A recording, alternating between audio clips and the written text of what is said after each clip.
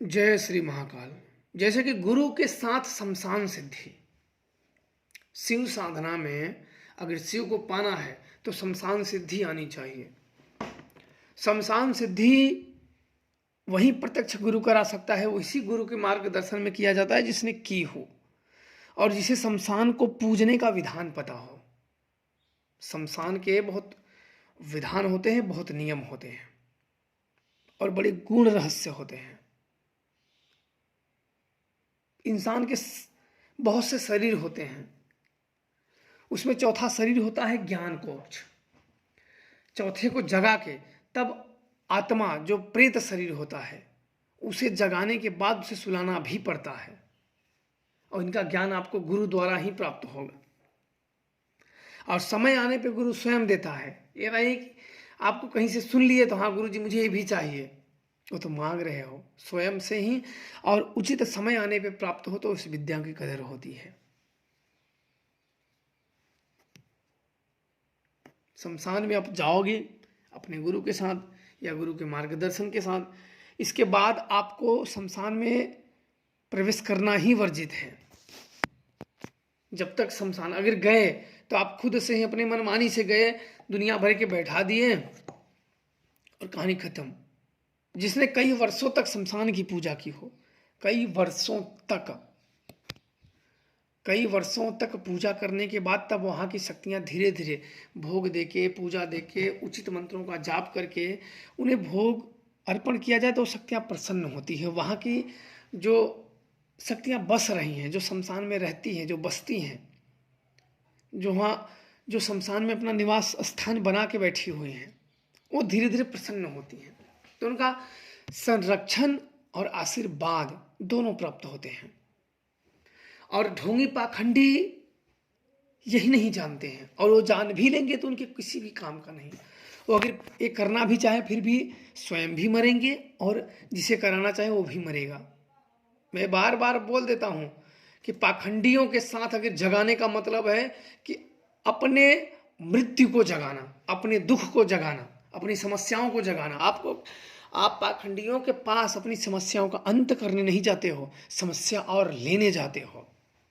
क्योंकि जिसे तुम सीख रहे हो, ज्ञान सीख रहे हो, क्या आप जानते हो उसे, उसका ज्ञान है? आपको तो वो भी ज्ञान नहीं है तो क्या मालूम वो सत्य बोल रहा है कि झूठ बोल रहा है? तो कम से कम शिष्य बनो तो उतना ज्ञान रखो, सत्य की परख रखो। सत्य की अगर परख नहीं रखोगे तो हर वक्त छले जाओगे। फिर आप दूसरों को क्यों दोष दोगे? छलने तुम गए थे कि वो तुम्हें छलने आया था? तो दोष किसका है? तो दूसरों को दोष देना बेकार चीज है। स्वयं के ही दोष होते हैं। कोई भी अगर बोलते हैं गुरु ने छल लिया, तो आप बताइए वो गुरु आपके घर गया था कि आप उसके पास आए थे? कौन किसके पास गया था? भाई आप गुरु की खोज कर रहे हो ना, तो आपका काम ही है खोजना। भाई इसने छल दिया तो चलो, हमें 100 गुरुओं के पास, हमें 1000 गुरु इस दुनिया में हैं, तो हमें पता नहीं कौन मिले। तो भाई थोड़ा सा मैंने इसके साथ छला गया, तो छलने के बाद जान जाओ कि ये गुरु सही नहीं है। अब आप दूसरे गुरु की तलाश में रहो। बुराई के चक्कर में मत पड़ो किसी की, दूसरे की खोज करो, दूसरे के खोजने के बाद तीसरे की खोज करो। आपकी खोज सदैव बनी रहनी चाहिए, तभी इस जीव आत्मा को पार लगा सकते हो। अन्यथा ये फिर माया के कुछ चक्रों में फंस जाएगी, फिर इच्छाओं के और लालचों में फिर फंस के, और वही इच्छा प्रेत आत्मा बन जाएगी। वही इच्छाएं ही प्रेत होती हैं, वही इच्छाएं ही आत्माएं होती हैं। हम जब जितने मिलेंगे तो हम अपनी जो मन की भावनाएं है, जो इच्छा है, उसको पूर्ति करने के लिए लगेंगे, और वही इच्छाएं दोबारा भी हमें इस संसार में इस दुख के भंवर में ढकेल देगी और हमें फिर ये मुक्ति नहीं होने देगी। यही इच्छाएं हैं जो हमें मुक्त नहीं होने देती हैं। हम बार बार अगर कुछ प्राप्त करते हैं, कुछ हमें पद प्राप्त हो जाता है, तो हम फिर अपनी इच्छाओं को जगा लेते हैं। मेरे पास भी जब शिष्य आए थे देखो सीखने के लिए, तो सबको मिला। किसी ने ढोंग करना चाहा, किसी ने पाखंड करना चाहा, किसी ने फ्रॉड करना चाहा, किसी ने झूठ बोलना चाहा, किसी ने सत्य सीखना चाहा। तो सत्य प्राप्त होने के बाद जिसके जैसे अंदर भाव थे उसने अपने भाव को जगा दिया।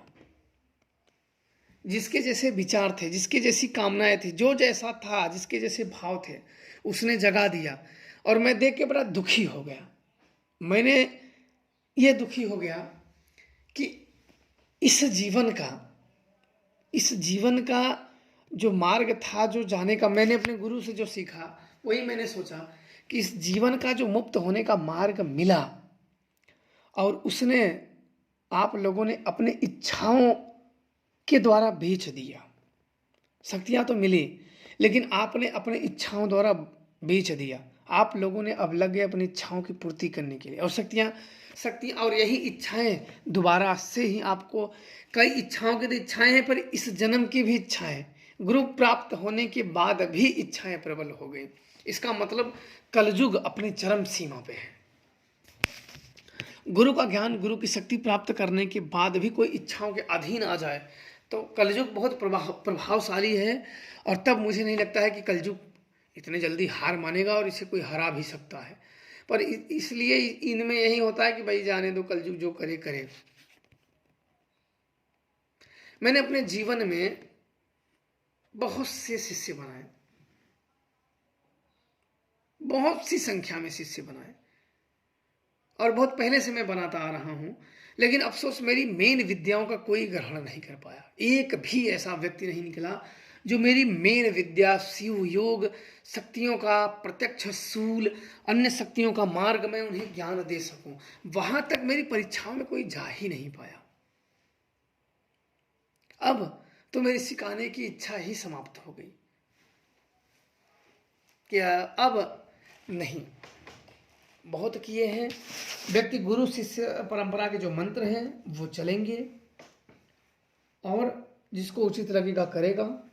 कुछ लोगों को ज्ञान देंगे, कुछ लोगों को नहीं देंगे, कुछ लोगों को देंगे जो सच में दुखी हैं उनको देंगे, जो ऐसे ही हैं उनको क्या देंगे, वो तो बेचारे आधे अधूरे से जपेंगे तो अपना ही नुकसान कर लेंगे। तो इसलिए अघोर साधनाओं में अघोरी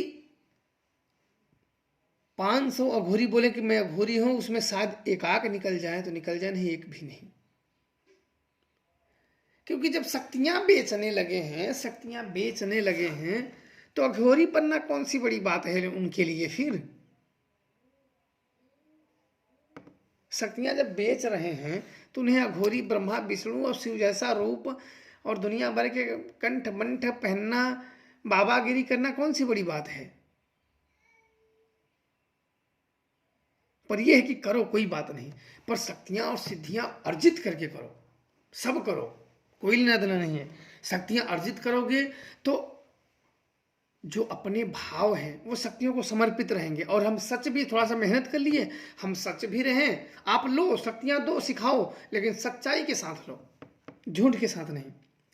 वहीं हम थोड़ा सा मेहनत कर लेंगे तो हमें खुद ही कृपा प्राप्त हो जाएगी। जब हमें खुद कृपा प्राप्त हो जाएगी तो हम अगले व्यक्ति को जितना हमने प्राप्त किया उतना तो करा ही सकते हैं, वो ज्ञान का मार्ग दे ही सकते हैं। अगला व्यक्ति करे ना करे।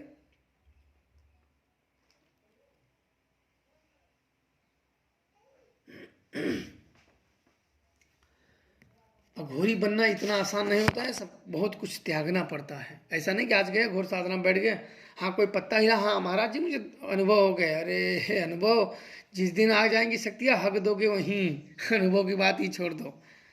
अच्छे अच्छे अघोरी पुराने अपने जान छोड़ देख शक्तियाँ देखते ही मर जाते हैं, इतना विकराल बहुत के रूप होते हैं। इसलिए निडर होना परम आवश्यक है, और अघोर साधनाओं का शमशानी क्रियाओं का ज्ञान होना चाहिए। बाकी आप लोग खोज जारी है, गुरु की खोज करते रहो। शिष्य भी नकली है तो गुरु भी नकली है, और सही भी है। अगर शिष्य नकली है, शिष्य नकल अपना खुद नकली रह के उसे असली गुरु चाहिए। तो जैसी खोज वैसा भेष, जैसा देश वैसा भेष। जैसे तुम्हारी इच्छा रहेगी तुम घूर फिर के वहीं जाओगे। सच के पास अगर पहुंच भी गए तो वहां से भगा दिए जाओगे। तो इसलिए आप लोग करिए और खुश रहिए। जय श्री महाकाल।